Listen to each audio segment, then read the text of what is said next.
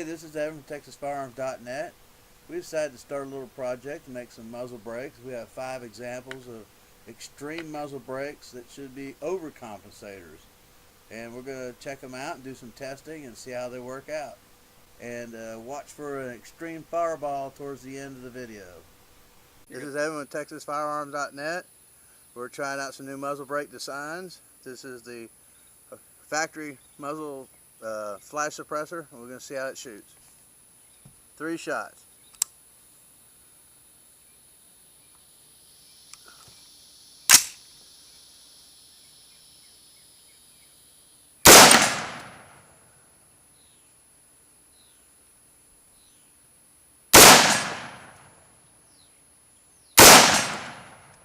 Okay.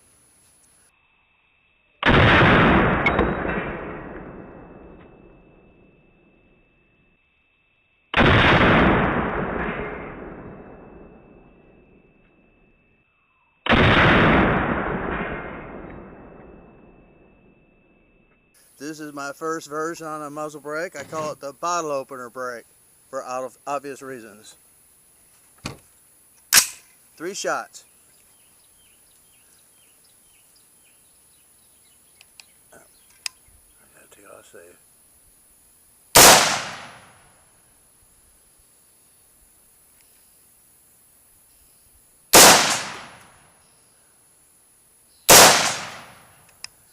Okay.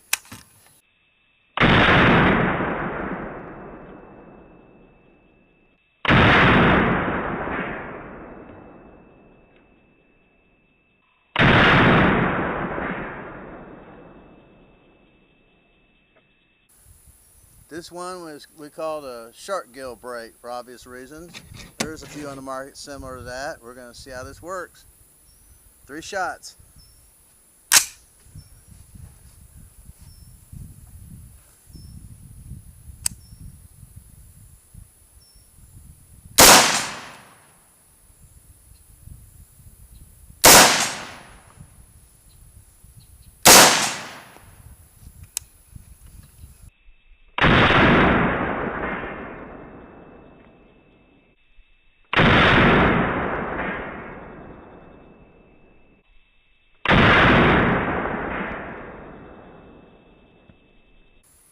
We have another style. It's the 1/4 inch 3 slot.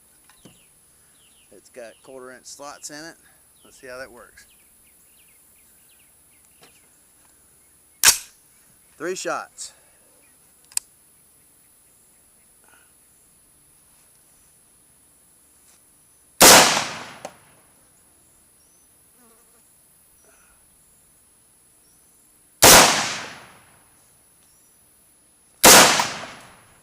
Okay.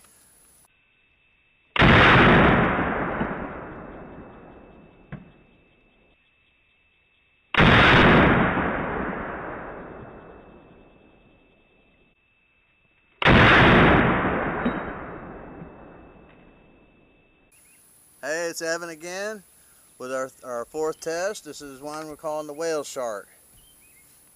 3 shots.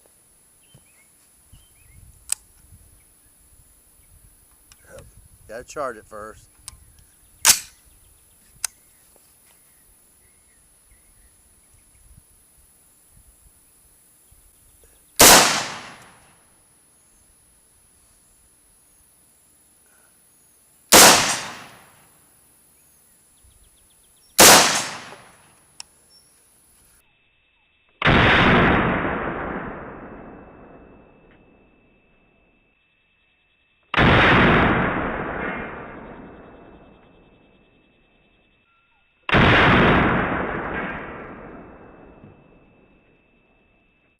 Okay, we have our 5th and final brake here, and we'll call this one the pocket brake.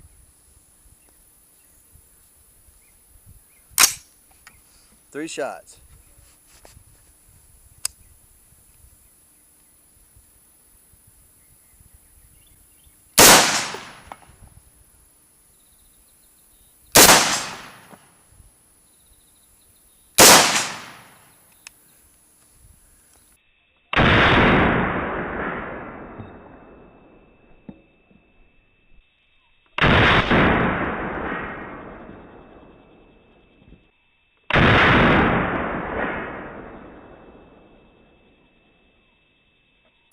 Now we're going to do some offhand shots. We're going to fire 4 shots. I have the factory A2 style flash hider. I'm going to fire 4 shots, see what it looks like. Helps to have it down.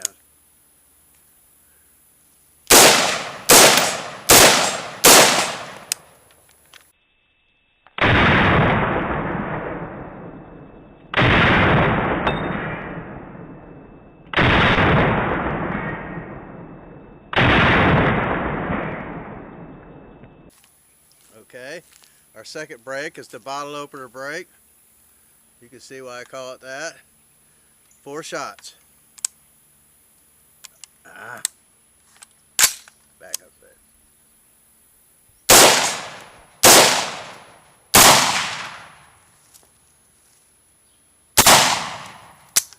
Yeah, when we were shooting the offhand shots, if you'll notice, it looks like a double downward push on the muzzle, like the shooter is pushing it down himself. What's happening is the brake pushes the muzzle down, and then the muzzle drops further when the carrier slams home. So it's like a 2-stage downward push. It's very odd. That'd be interesting to see how this would do on a full auto. Start from the top, and all the shots would pull down to the ground. If anybody wants to contribute to shoot one on a full auto, let me know. Okay, we'll fire a few rounds in a row, see what it does. Wow. That does throw a big fireball.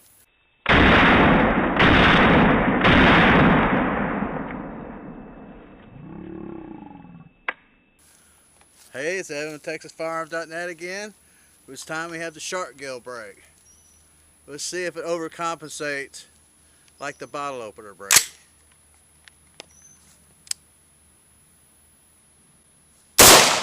Oh yeah.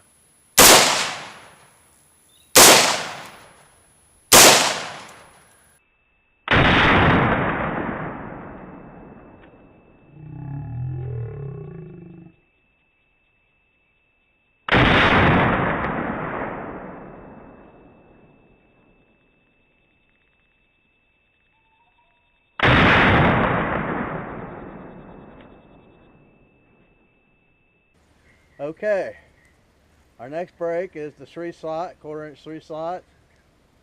Let's see how it does.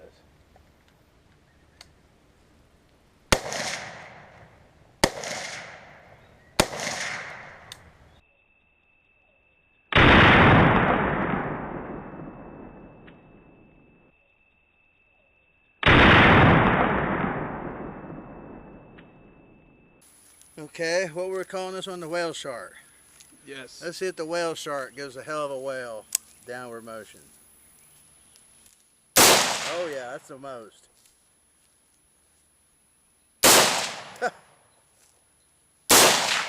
That's probably dropping muzzle 6 inches.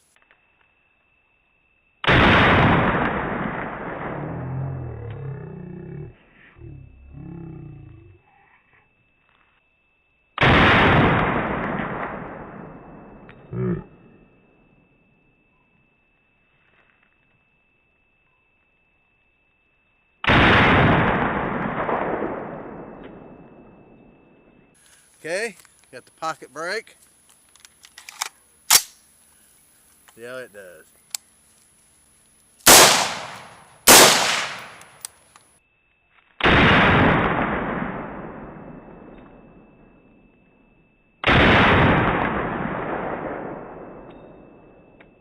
Okay, here we have a compilation of the most prominent fireballs from the various breaks. We have some pretty impressive fireballs going, which is not necessarily a good thing.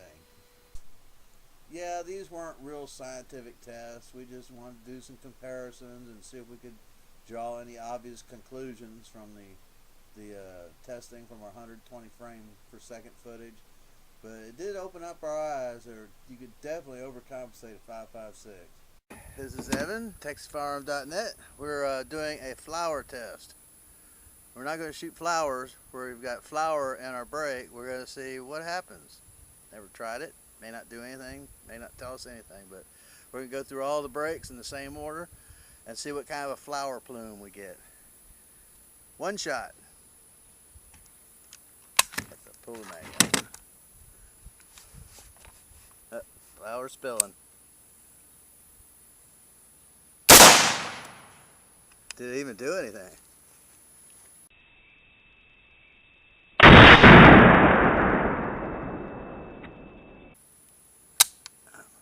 What the heck? Bolt out of battery.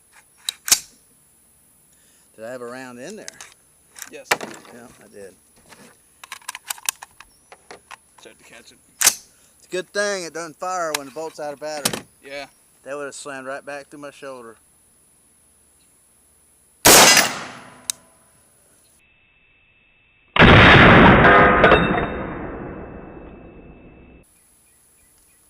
I'm just basically going in there and filling the chamber up completely. I'm not packing it or anything. I leveled it a little bit. I think I leveled a little bit there. It's level. And this is just flour, cooking flour.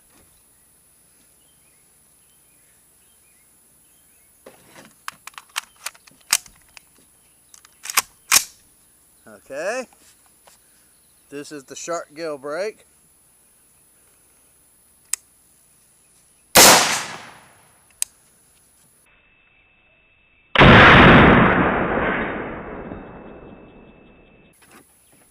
This is the 3-slot brake.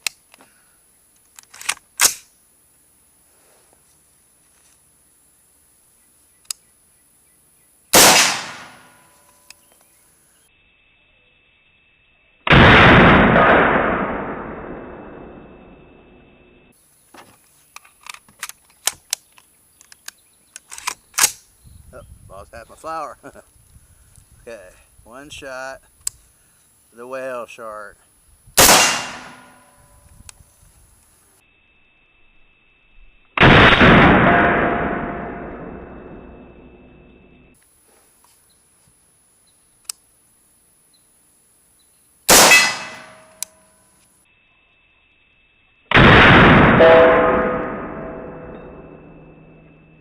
Okay, we're doing a little test here. I have the A2 half bird cage, which supposedly is ported on the top side to help as a muzzle brake and keep blast from going downwards and stirring up the dust. So we're going to a little pile of flour here. We have the brake directed downwards. Let's see how much of a flour mess it makes. One shot. Oh, needs to be loaded.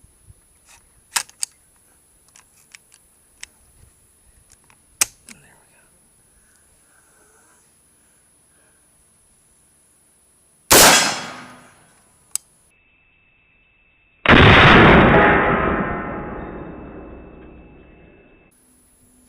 We're going to see what kind of flour damage it does.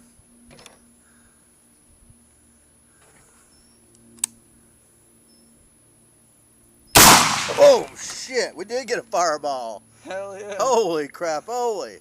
You saw it here, man. That was crazy. Hey, amazing. We got a fireball out of flour spontaneously igniting with my brake. Didn't expect that. Any damage? I think my eyebrows are all still there. It Still come up right there. back over here on me, man. I saw. I think I'm missing a few arm hairs. Looked like it kind of went down a bit.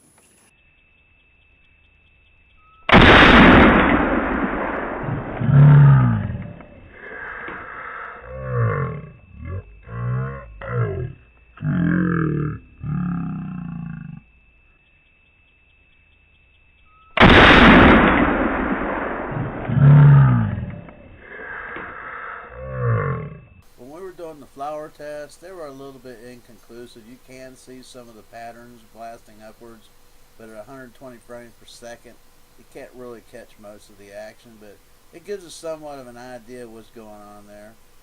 Once again, just a kind of a test that doesn't really qualify anything. It just gives us some ideas on what's going on. They're all made from 4140 heat treated steel, so they're good and strong and threaded half 28.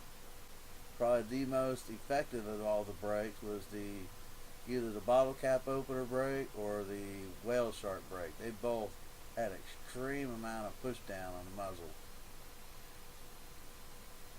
My first impression shooting off the bench was the buffer tube was slapping me in the cheek really hard. With every shot I took, my cheek was hurting more and more, and I couldn't figure it out until we shot the guns offhand. I realized how much it was pushing the muzzle down. It actually felt like somebody was grabbing the muzzle and pushing them down. It's the only time my cheeks ever hurt from shooting an AR-15. You'll notice when I was shooting the flower with the bottle cap opener brake that the wrench is hovering in space above the table. We're only shooting this at 120 frames per second, but it catches a good bit of the action. Yeah, when I touched off that shot with the bottle opener brake and the flower below it, I wasn't quite expecting a fireball. I knew that was a possibility, but it was quite exciting. I'm glad I had a sandbag to block off most of the fireball from my face and upper body. These blasts are way too overcompensated. We're going to do some work to them and cut them up and slice them and see if we can't vent some of the pressure away and actually make them work better. Of course, there's not much recoil with an AR-15, but it's just an interesting project to see how it works out. If you like any of these muzzle brakes, give us a call, give us a text. Let me know what you'd like to see. We could even sell them if you're interested in these. They could actually be used as recoil compensators, recoil exaggerators, simulating high muzzle flip. This was a real interesting test. We had a lot of fun doing this. It told us a lot of things about compensators, and we're going to try some different techniques to tame these down and do some more videos and show what we got. I know there's lots of muzzle brakes out there. There's so many different styles. They probably all work to some extent. Some of them may overcompensate, some may undercompensate. But we're just playing around with this, and when we get it perfect to where we like it, we'll put some on our website and see if you guys want to buy them. Check us out on TexasFirearms.net. Like us on Facebook. Give us a call. Let us know what's going on. We like innovating new products and ideas, and we're open to all kinds of suggestions as long as it's legal. Contact information on TexasFirearms.net. We're the home of the SRR and the CHAR-II AR-15 mounts. New products to come soon. Evan Jenkins here with TexasFirearms.net. Over and out.